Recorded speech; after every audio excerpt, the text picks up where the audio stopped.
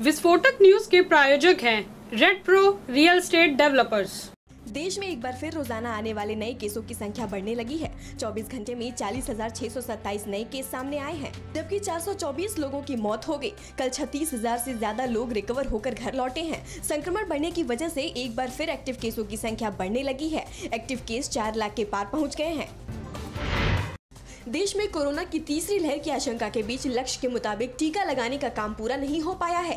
केंद्र सरकार ने सुप्रीम कोर्ट में वैक्सीन को लेकर जो हलफनामा दिया था, उस टारगेट से सरकार 2,82,00,000 डोज पीछे रह गई है। जुलाई के अंत तक केंद्र सरकार ने 51,60,00,000 वैक्सीन की डोज सप्लाई करने का टारगेट रखा था। हालांकि टारगेट का करीब 95% लक्ष्य हासिल कर लिया गया है। दुनिया में कोरोना वायरस के बदलते स्वरूप से चुनौती हर दिन बढ़ती जा रही है। विश्व स्वास्थ्य संगठन के मुताबिक कोरोना का जानलेवा डेल्टा वेरिएंट दुनिया के करीब 132 देशों में फैल चुका है। डेल्टा वेरिएंट के मामले तेजी से बढ़ने की वजह से 29 देशों में मरीजों के लिए ऑक्सीजन की भी किल्लत हो रही है। WHO के मुताबिक वहीं कई देशों में फ्रंटलाइन वर्कर्स के पास जरूरी इक्विपमेंट भी नहीं है।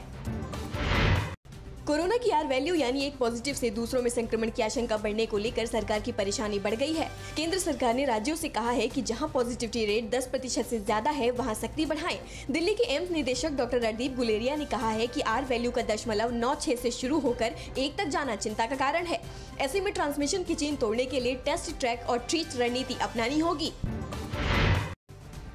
कोरोना की तीसरी लहर की आशंका के बीच आज से कई राज्यों में स्कूल खुल गए हैं।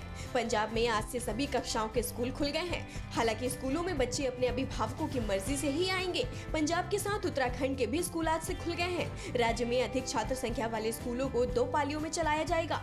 उत्तराखंड में भी अभिभावकों की मर्जी से बच्चे स्कूल आ पाएंगे। कोरोना की तीसरी लहर को लेकर डर इसलिए भी सता रहा है क्योंकि एशियाई देशों में महामारी के मामले तेजी से बढ़ने लगे हैं। पाकिस्तान में पिछले 24 घंटे में 5,000 से ज्यादा केस दर्ज किए गए। पाकिस्तान में संक्रमण दर करीब 9% तक पहुंच गया है, जबकि थाईलैंड और मलेशिया जैसे देशों में भी रिकॉर्ड संख्या में संक्रमण के नए मामले देखे गए हैं। राजधानी दिल्ली में बाढ़ का खतरा मंडरा रहा है। 2 दिनों की बारिश और हरियाणा के हथनी कुंड बैराज से पानी छोड़े जाने के बाद यमुना का जल स्तर खतरे के निशान 205.33 के करीब पहुंच गया है। लगातार बढ़ते जल स्तर के मद्देनजर दिल्ली सरकार ने बाढ़ की चेतावनी दी है। साथ ही यमुना के किनारे बसे लोगों को निकालने के प्रयास भी तेज कर दिए हैं। हिमाचल में बाढ़, बारिश और लैंडस्लाइड की वजह से हालात बेहद खराब हैं।